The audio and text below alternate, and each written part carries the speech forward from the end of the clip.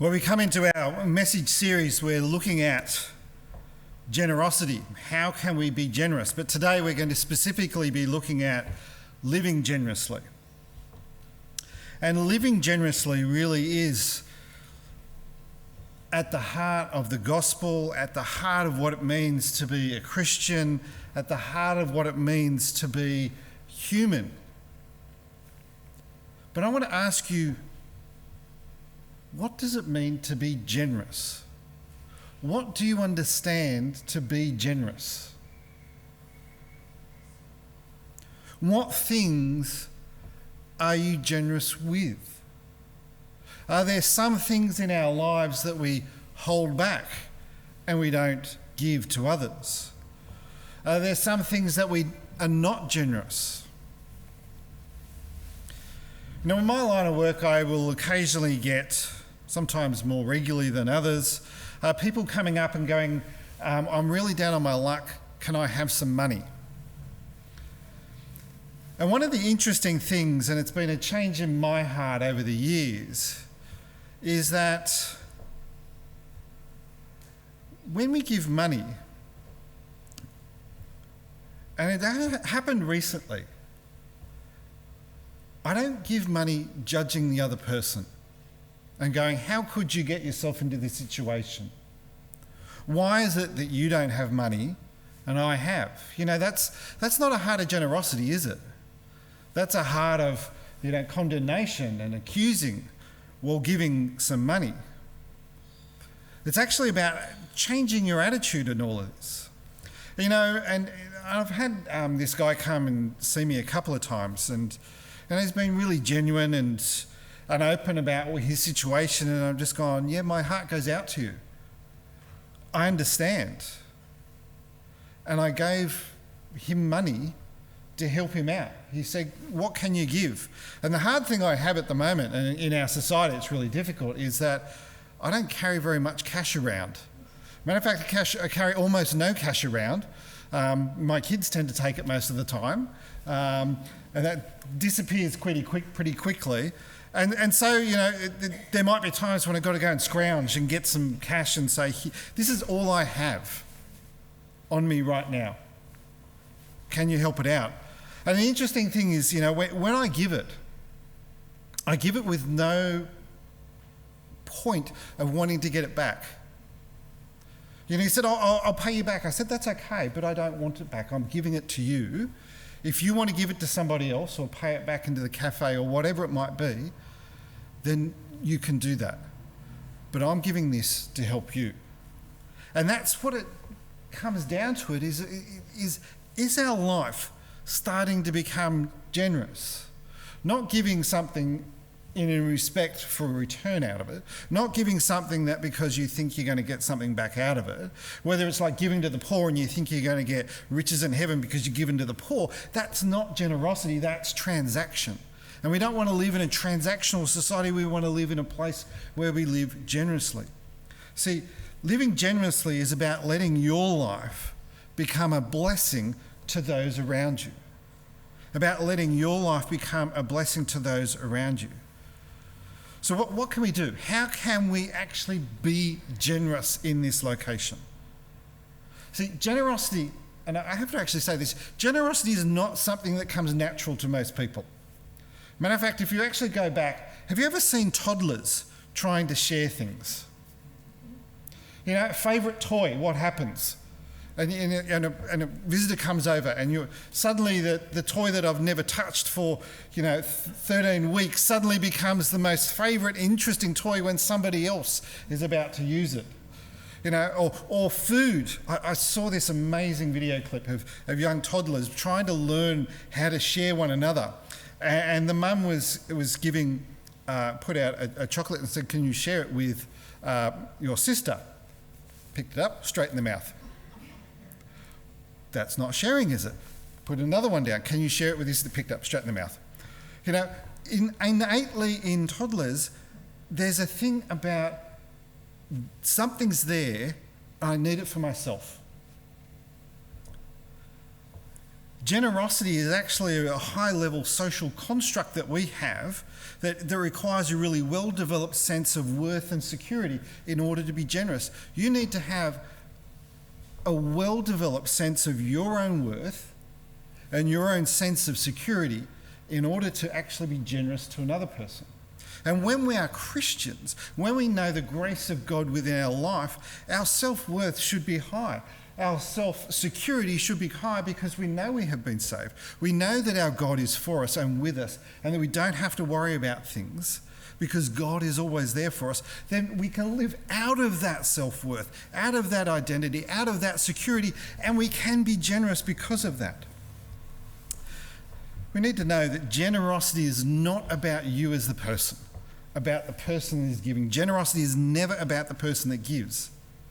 It's about doing that giving act. Generosity comes from there. Generosity is really a mindset that we need to start to put into practice within us. It's about how we live our life, our mindset that we have. Do we view other people in a heart of generosity, or do we view them as something less? And see, that for me, and I want to speak personally for myself, as much as anything, that's actually been a shift that I've had to go through over the years. I've actually had to think that people do come on hard times. People do have things that come in their life. Sometimes people are just born into countries that don't have the same kind of affluence and wealth and ability to succeed as us. And it's not because they haven't wanted to achieve. It's not because of of what they've done. It's just because of the circumstance they're finding. So does your heart break for them? Does your heart want to be generous to them? And the answer should be from us, yes. That's been a change in attitude in me over the years. That there is a thing that has happened inside of me that says, I want to live a more generous life. I'm happy to pay for things. I'm happy to give my time. I'm happy to do this for people. See, the thing is, last week we talked about our scarcity cycle, how we work out of scarcity and there's never enough, and how we works out of a generosity and builds on that. And if we give, it'll change in our heart, our mind, who we are and the way we are. We start to rely on God, and then we can give more. What I want us to do is to actually see how this plays out in Jesus' life, in his ministry, in one of the miracles he did. And this passage actually is recorded in all of the four Gospels, in all of the four accounts of Jesus' life. It's in Matthew, it's in Mark, it's in Luke, and it's in John, the four books of the Bible that recount what Jesus did. This miracle is across all of those. And so what we know when we see a miracle or something that comes up in each of the four Gospels is it's actually really key. It's really important. It's foundational to who Jesus is. It's an important aspect of his life. So I'm going to set the scene for you. And this actually really comes into part of our lives as well. See, Jesus has been teaching and healing and doing miracles, and people have got to know him and have been following him. And he said to his disciples, let's go away somewhere quiet by ourselves. I'm exhausted, I'm tired, I've been doing all of these things, we've been doing all of this stuff. Let's just take a little bit of time for ourselves. Have you ever been in that place where you've been giving and doing and you get tired?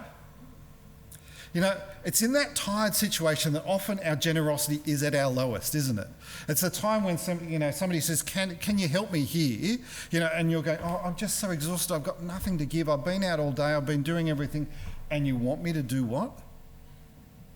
And this is where Jesus is this moment. He's down on energy, he's low, his disciples and him have been doing things, and they just want to have a quiet place to have a little bit of time for themselves. Have you ever heard that? Have you ever heard yourself say, I just want a little bit of time for me? Just hang on for a moment.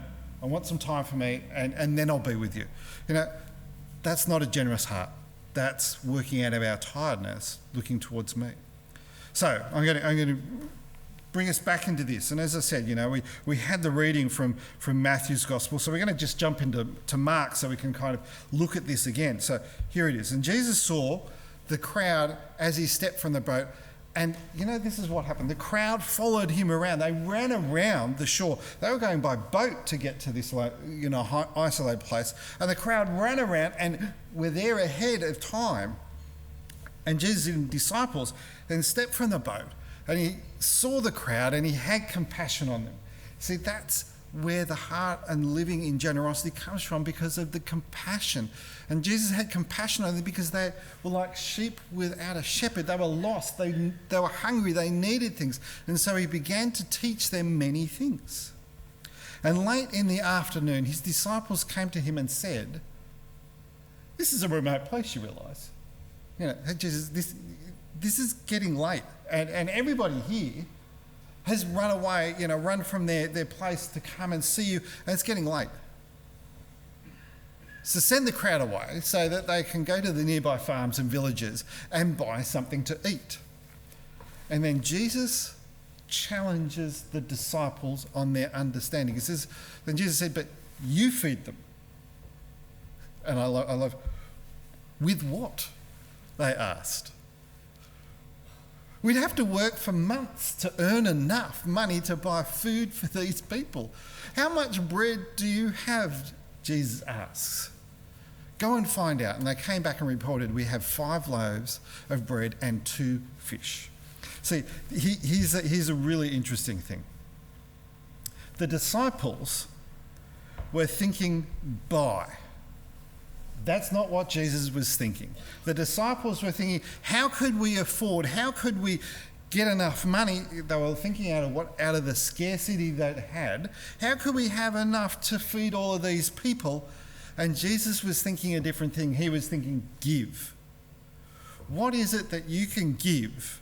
What is it that people around could give that there would be enough for everybody? See, the disciples and Jesus viewed this in completely different perspectives. What do I have to buy? What do I have to earn? What do I have to get to give to all of these people? There's so many people, I don't have enough. Now, you will have heard this. Poverty in the world. People who have said that poverty is so big that we will never make a difference. That's saying I would have to work all my life in order to give a little bit of money that would only make a drop in the ocean to help somebody who's living in poverty, to help these countries living in poverty. But the thing, what Jesus says is, no, give. What do you have and give? Not think about what you don't have, but start from the point and think about what you do have and give. A different perspective. The disciples, as I said, were working from scarcity, and scarcity says there isn't enough to do this.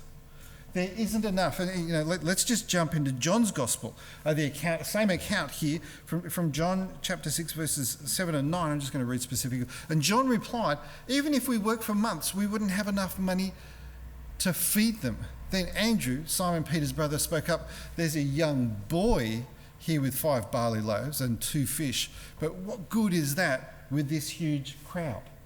So see the scarcity? What good is that little bit of 5 loaves of bread and 2 fish? The disciples saying, this is laughable. How could we do this? See how little we have? How can we possibly meet the need that is out there? Jesus goes, let's turn this around. Let's work completely from a different angle. Let's not look from scarcity, but let's look from what we have in abundance. See, abundance, instead of scarcity saying there's not enough, abundance says there is more than enough.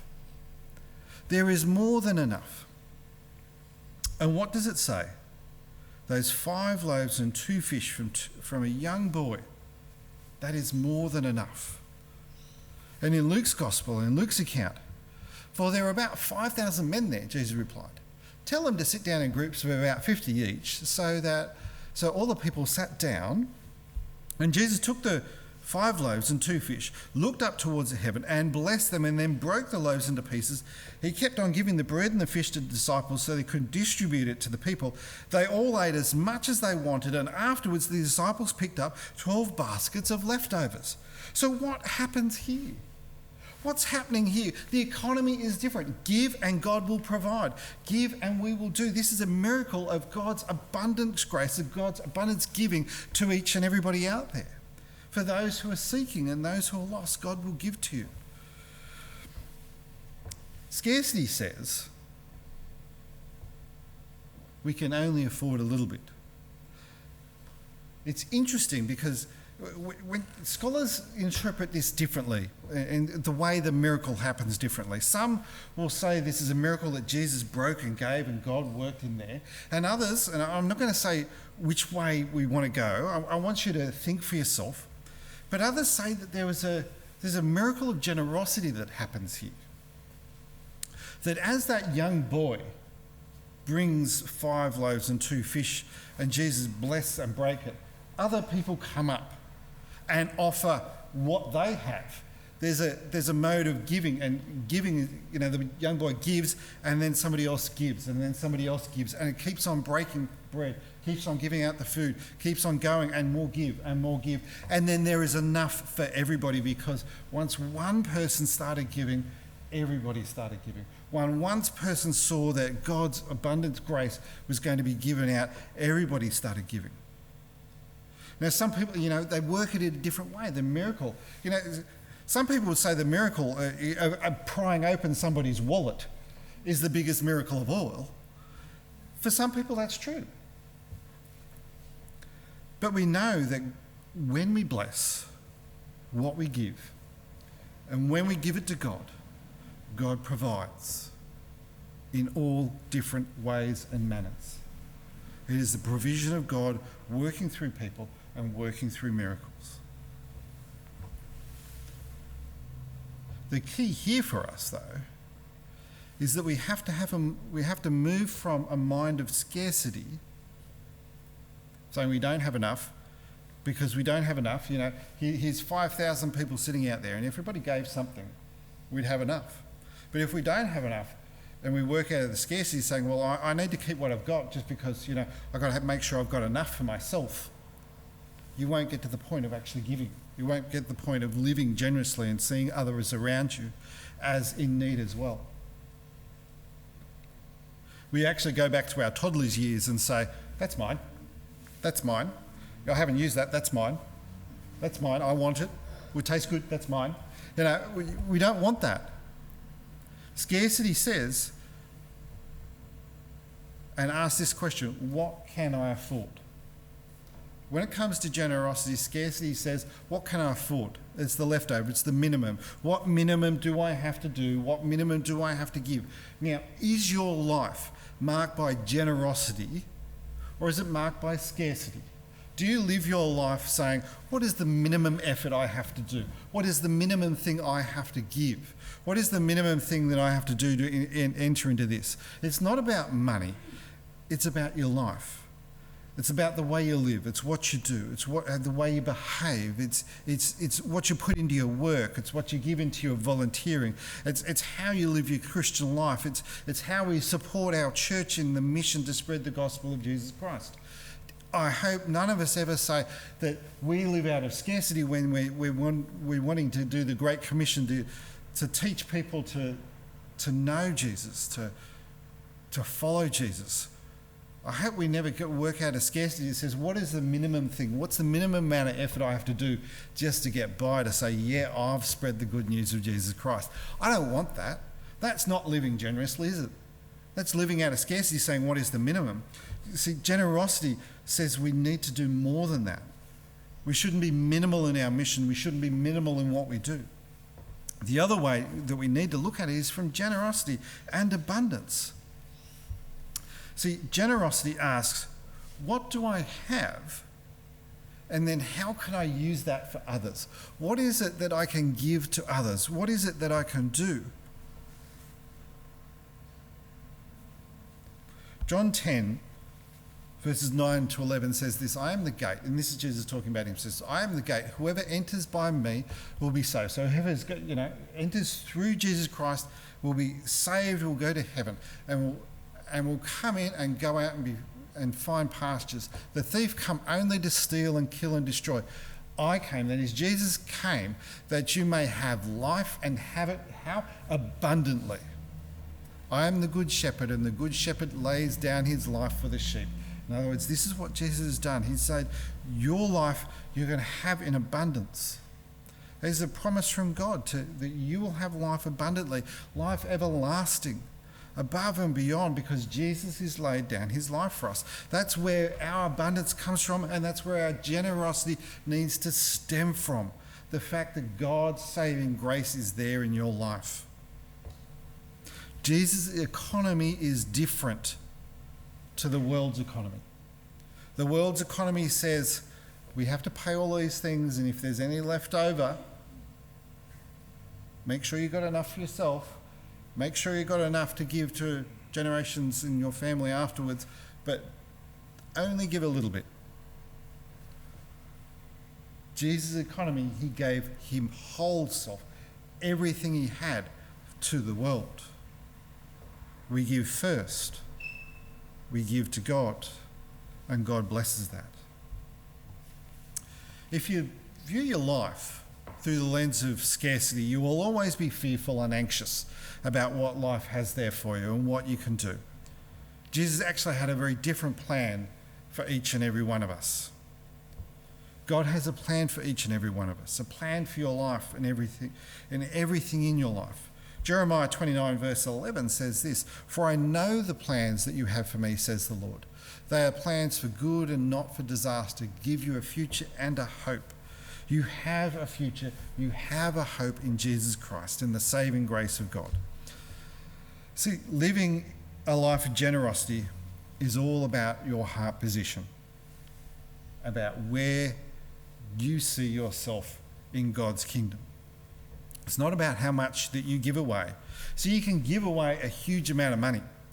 You can give away 10%. You can give away all these things. And yet if your heart is not in the right position, then you are not living a life of generosity. You're not living a life of the gospel. You're not living a life of abundance. See, Jesus had compassion on that large crowd because they didn't know God and God's abundant grace. And Jesus just went, they need to know who God is and what God's done for them.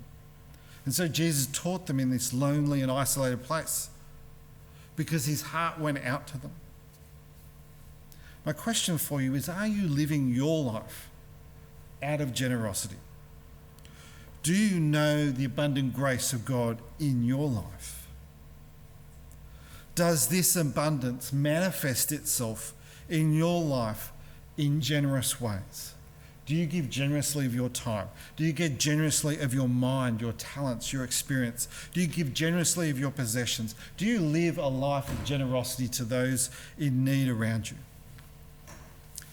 My prayer for you is the answer is yes. Yes, just as Jesus lives a life of generosity and gave for us, so we may give as well. Let's just pray together.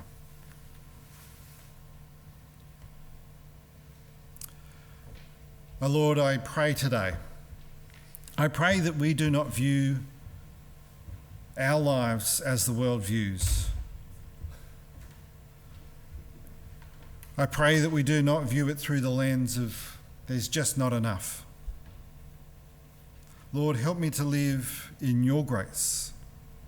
Help me to live in your abundant grace. Help me to know that you have given me more than I can possibly know.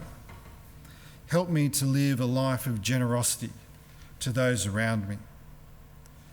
Help me be a sign, a symbol, the manifestation of your love living in me, your gracious, abundant, life-giving love. And may we work out of that generosity. May our lives be restored, renewed, made new by you, our Lord. Amen.